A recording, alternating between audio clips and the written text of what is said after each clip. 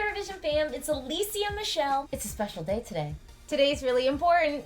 Today we're gonna be talking about my top 10 so far. We have enough songs to where it's like, this is probably about the right time for me to go on and just share my thoughts. Honestly, in the past, I've done like my top 5 so far. I think one year we had like 7 songs, so I actually did like my ranking of all the 7 songs that we had. But this year's like a little bit different. I feel like with this year, we've got a ton of like artists that have been announced, but we don't really have the songs yet. So there's something like sort of strange with that, where it's kind of like, I felt like, maybe I should just wait until we get the songs from those artists. But then it's like with some of the artists, we don't even have like an actual date of like when we're going to get their songs. So we've got a ton of songs right now, and I just was like, I'm just gonna like rank them right now. Hey, what, Eurovision 2022. I got a new video. Alicia Michelle, I'm ready to go. Eurovision fam! Yeah. Are you ready for the show? Hey, if you love the Eurovision Song Contest and you are looking for more Eurovision content, you should definitely like this video and subscribe. And I am actually going to be going to Italy for the Eurovision 2022 Song Contest. So I'm going to be interviewing some of your favorite artists. So you definitely want to make sure that we can connect. And the only way that you're going to be able to really connect with me is if you subscribe. All right, so before we get into this top 10, I've got a couple of disclaimers. Disclaimer number 1 is I am really honing in on the studio cuts of these songs. I've had a couple of days to really immerse myself, and although I have been watching the YouTube performances, some of them have like live performances, so I've been watching some of those, and then I've also been listening to some of the studio cuts. I do think that this like ranking is relying heavily upon the studio cuts. Like, these are the songs where it's just like I can't help but like continue to listen to the track. The songs have been stuck in my head, and it's not so much of just what I received from the song visually, but really what the song has been giving me sonically in the studio cut. Second, I'm a woman and I'm allowed to change my mind. And honestly, this is a quote from Wendy Williams. I didn't just say this like for some like strange reason. It's a Wendy Williams quote. Yes, it's so early. Like, I am definitely one of those people that like the things that I love instantly, I tend to stick with. But like once we start seeing some of these live performances, some of the songs that I might not have included here might begin to edge up. And this is by no means any way of me like predicting what I think is going to qualify. My third disclaimer is I am definitely thinking about like kind of some of the songs that I've been playing on a loop. So it's some of the songs where it's just like, oh, I can't stop. Like I just keep kind of hitting repeat on this song. So definitely there are already some songs, Eurovision 2022, that I've got on replay. I'm going to be real with you. The beauty of Eurovision 2022 is I think we have far more variety at this point in the contest in comparison to last year or even 2020. I think that we have a lot of songs that are just sort of different, and I love that. I love the fact that what we have are some countries taking a couple of risks. I feel like we have a lot of countries that sort of stand on a plane unto themselves. There's nothing else that you can completely compare it to. We've got a couple of songs that you can compare, but for the most part, each song is sort of different. And so when I was going into this ranking, it was way harder for me to really kind of piece out where I was going to go and kind of think about this, because I think to a certain degree, am I thinking of winner potential? Maybe a little bit. I am kind of digging deep within myself to sort of feel like, where am I getting an itch? So I definitely think some of these entries, I'm sort of looking for that itch, that that special something that's going to make them stand out, I think. But ultimately, I do think I am digging a little bit deeper and rooting this very much so in the songs that I am just enjoying listening to. I think I am putting a lot of weight onto sonically the studio cuts of these tracks. By doing that, I think that that's allowed me to kind of come up with a list that I think might feel kind of controversial to some of you. I think that there are some songs that might have winner potential in here right now in the contest that I maybe am not fully reflecting here, but it's because like the studio cut might not be that clean, the production needs to be worked on. And so, yeah, I don't know. I think that I am doing this top 10 really rooting into what I'm enjoying listening to. Okay, Alicia, hurry up. We just want to get into the ranking. All right, let's kick it off with my number 10 position. And my number 10 position is, I was on the fence about this. Actually, now I'm kind of thinking last minute I might take it out. Okay, last minute I'm swapping this out, and I'm mostly swapping it out because it just got confirmed. So today is the day that I'm recording this, and there is a song that I didn't have here in the mix that now I kind of feel like I gotta put into the mix, and it's Ukraine. I'm kicking off number 10 is gonna be Ukraine, and I am saying Ukraine because there are elements of this song that I really do like, and there are elements of this song that I just come to Eurovision for. It's ethnic. It's out of the box. I can't just listen to it on the radio in the States, and I think that that is so important. And when I kind of turn my eye and my ear to Eurovision, I kind of do want to hear some stuff that's a little bit out of the box and different. Now, you might be thinking, okay, Alicia, I really need to know what was the song that you had for your number 10? Well, I'll tell you. I had Israel at number 10 for me. Because here's the thing about Israel. It's not a song that I would listen to on repeat because the studio cut of it is just, it doesn't feel completely produced. It does sound like a demo. And I'll be real with you. We have this television show called The Real Housewives. And I think they have this in like Europe too. There's different versions of The Real Housewives. I know like in Sweden, they have like a Sweden Housewives, but like the women are like women who live in LA. But anyway, this sounds like a song that like one of the Real Housewives would record. Although I think that this really is a showpiece, it's something that belongs on the stage. It is not something that I am gonna personally be listening to on repeat in the car. I can appreciate it as a performance piece on the Eurovision stage, and I'm excited to see it on the Eurovision stage. But as a studio cut, I just don't want to really listen to it on repeat. And to be honest, Ukraine, to me, I don't mind listening to the traditional aspect. I love the flute part. But when we get to the rap, I'm out of it. I'm taken out of it, and I just am not fully there. So Ukraine is my number 10. In my number 9 position, y'all are going to be mad about it, but I am going to do like a deep disclaimer about this. I am now in a place with this song where I kind of don't want to comment on it at all. And that's a really tricky place to be. When I don't really feel comfortable complimenting the song, and I definitely don't feel confident or comfortable providing like feedback and kind of what I think could make the song better. Because honestly, the stans are just out here full effect. They're probably already watching this video and they think I'm not talking about them. Now, it's one thing. If you love this entry, I'm not necessarily talking about you. I'm talking about the irrational love, sort of the parasocial relationship love, where it's like this deep need within you to just defend. So for the people who are constructive fans of this entry, maybe just go and tap on the shoulder of some of the stands and tell them to chill out, because no one's saying the entry is bad. Yeah, so I just feel like the stands are out here with this entry. I think just the studio cut just needs more like fleshed out production. I feel like the studio cut that they've released it just feels a little bit like a demo.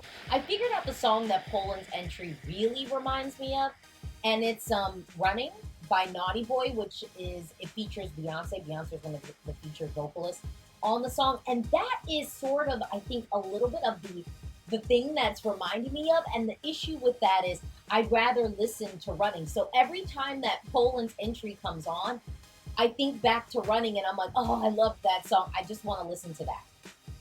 And that's where I'm at with the entry. And just honestly, like, I think the studio cut is unproduced, and it's the same thing that Israel is experiencing. Israel's studio cut is underproduced. It doesn't sound like a finished track. And although there are elements of Poland's where we're like, okay, we're getting there, and I love that bridge, it's so beautiful. Then we go back to the chorus, which feels underproduced. And I just think the studio cut needs a little bit more love. And obviously, Poland is going to have to work on the staging and give us like a staging packet package more reminiscent of the music video, and I think Poland will then be in a good place with that. But it's my number 9 right now. Spain is my number 8. I'm loving the track. I love the track, and I think it transports me to a place that I want to be, which is like before we were stuck in the house and when we could like just freely go to a party and dance. And I think that transportation that Spain is bringing me is also maybe hearkening back to some memories of me in college and being in the club and dropping it low. I really do like the studio cut, and it's something about it that just feels really polished. It feels finished, and it's just fun. It just transports me to a place that I want to be, and there's something about it that feels slightly aspirational. So I'm just having fun listening to that track, and it's my number 8 right now. Number 7, it's Ireland. There is something about when Brooke goes, "That's rich," you know, that just every time I listen to it, it just makes me like transported into the song, and I am that girl singing it to that guy. You know, I'm just brought to a really joyful place. And you know, it's interesting because I don't think every song has to be happy and joyful or anything, but there is a playfulness about this song that just has an ease to it. It doesn't feel raw. It doesn't feel like this song is coming to win Eurovision. It feels like the song just has an energy and is a vibe. And it's coming to Eurovision really just to like pop. It's something about it that doesn't feel too try hard. There's an ease about it. You know, I watched this show called Project Runway, which I know there are some European versions of the show, and there's a critique that sometimes the judges do where they're like, it looks overworked. And I think sometimes at Eurovision you have these entries that just feel like they're trying to win. And you can almost feel the desperation to win in the entry when you're looking at it, that it ends up feeling raw. It ends up feeling intense in a negative way, and I think it ends up putting off voters. Brooke and Ireland's entry is just giving us an ease. There's something about the song that feels like an exhale. It feels frivolous in the best way. And I do feel like Brooke is going to deliver this well on the stage, even in the small performance where they're in the small studio of the Late Late Show. She's just sort of doing it and having the best time doing it. And there's something about that. Oh my gosh, I don't know why I just like got emotional. I just felt myself getting like slightly verklempt. It's just something so refreshing to see a performer on stage enjoying what they're doing. She just looks like she enjoys performing, and she's just having a ball, and we just happen to be a part of it, and I love that. My number 6 is Norway. Honestly, I don't even really have a lot to say about it, but that like note progression has just been stuck in my head. I cannot get it out. And there is like a vocal that we're getting. It's a fun song. It's joyful. It's not a joke entry. They are pulling us into the song. They want us to be singing along with them. They gave us some choreography to do, which isn't too hard to do. I'm already figuring it out. I'm figuring out the choreography. I'm ready to do the dance with them. They want us to sing along and dance with them. We are in on this party. We want to give the wolf that banana. And I do think the studio package is fresh. I do think Norway is going to largely pick it up and bring it onto the Eurovision stage. And I do think they will need to figure out a way to expand out the song and maybe even incorporate some really thoughtful camera angles and maybe even thoughtful camera treatments to the production, because I do think there's something about the Norway stage performance that feels small, and we need to make it a little bit grander, I think, on the Eurovision stage, or this will struggle in the competition. But honestly, the song, sonically, there's just something here that pops up, grabs you, and latches on and just does not want to let go. So Norway, we're going to the top 5. I've already spent too much time talking about, I think, these other songs, and people are probably looking at this video like, when is this girl gonna get it over with? But you know, I want to talk about these songs. In my 5th position is Estonia. Y'all, sonically, I'm just liking it. I'm just listening to it on a loop. Do I feel like it is the perfect package for Eurovision? Nope, we got some things that we're going to clean up, but I think that we are going to clean up those things. Sonically, I'm just feeling the song. I've been listening to the studio cut. It just feels clean. It feels professional. It feels done. There's nothing unfinished about this. There's nothing in the studio cut that you feel like, ooh, there's an ad lib missing here. There's like a thread missing here. Like, oh, this part feels hollow. It just feels like a well-composed, well-produced track. And it's different. It is a little bit different, I think. And I don't know if any other entries are really going to be doing anything quite like this. It's got that like Western, spaghetti Western, Ennio Morricone composition to it, which might really feel different, you know, on the Eurovision stage, but also interesting. Eurovision stage in Italy. I think one of my commenters even like pointed this out, and I was like, yeah, I just think that there's something that's different about this entry. And sonically, I've just been liking it. I've just sonically been really looking forward to when it comes up in the playlist. And I've been kind of like, I listen to it. I've been sort of playing it on repeat. I've been having it start back from the beginning and listening to the song again. So you know that's a good sign. In 4th position, y'all might be surprised about this. It's Czech Republic. I am really liking this entry. I have been listening to it on a loop. I have been watching the live performance that Czech Republic did of it. Y'all, we are Domi. I like this song. I really like this song. And the thing that I was worried about it was, I think it's a good song. It was well produced, but it came out so early that I'm like, will people remember it come May?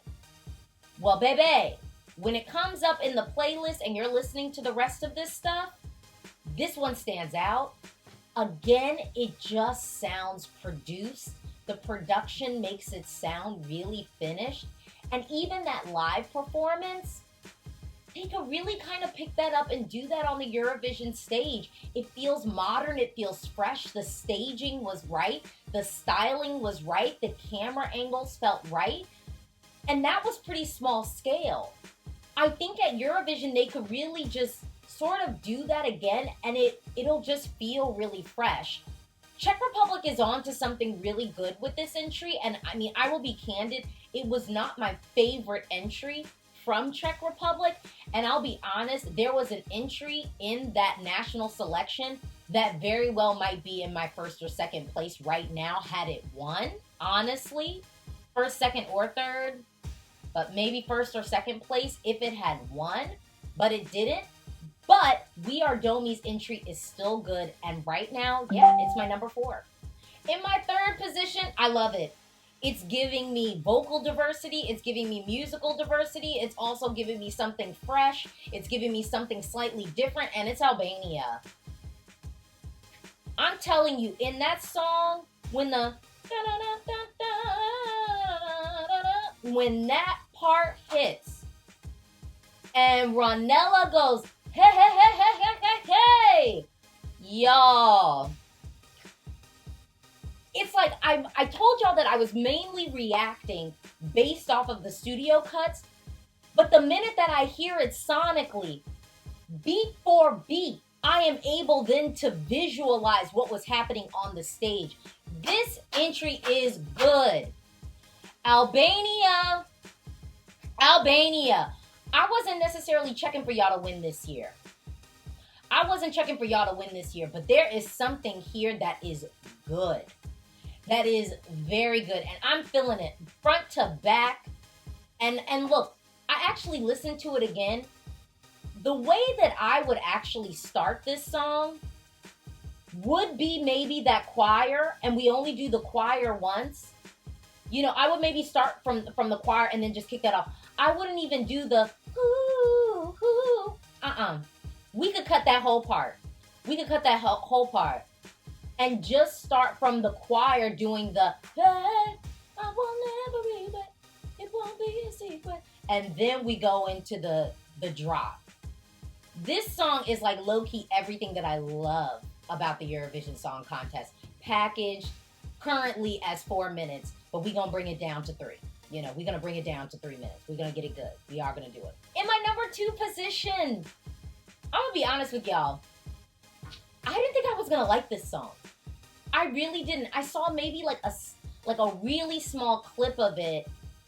Didn't even really listen to the song, and I was kind of like, y'all are probably hyping this one up. I don't even know. And then I got into it, and then I finally listened to it. Y'all, it's Lithuania. Lithuania is in my number 2 position.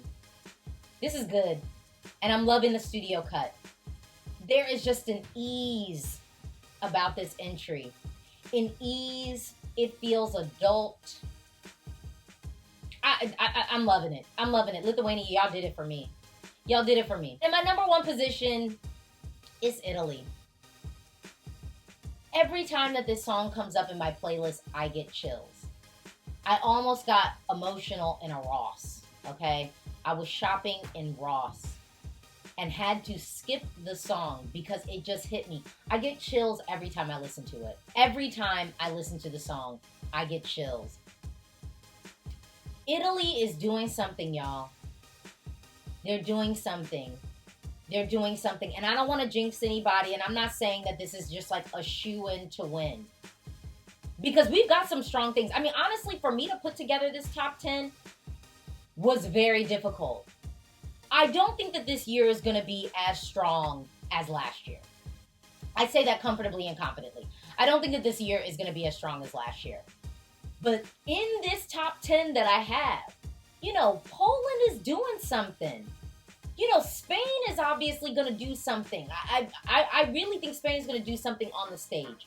I think that people are sleeping on Estonia. And then I would also say I don't currently have Slovenia in my top 10 right now, mostly because the song is not available on streaming platforms. I like the song, but I think Slovenia in a different way is really doing something. And so it really is going to just be the pulse of like, what are we really feeling come May? Like, where are we sort of at?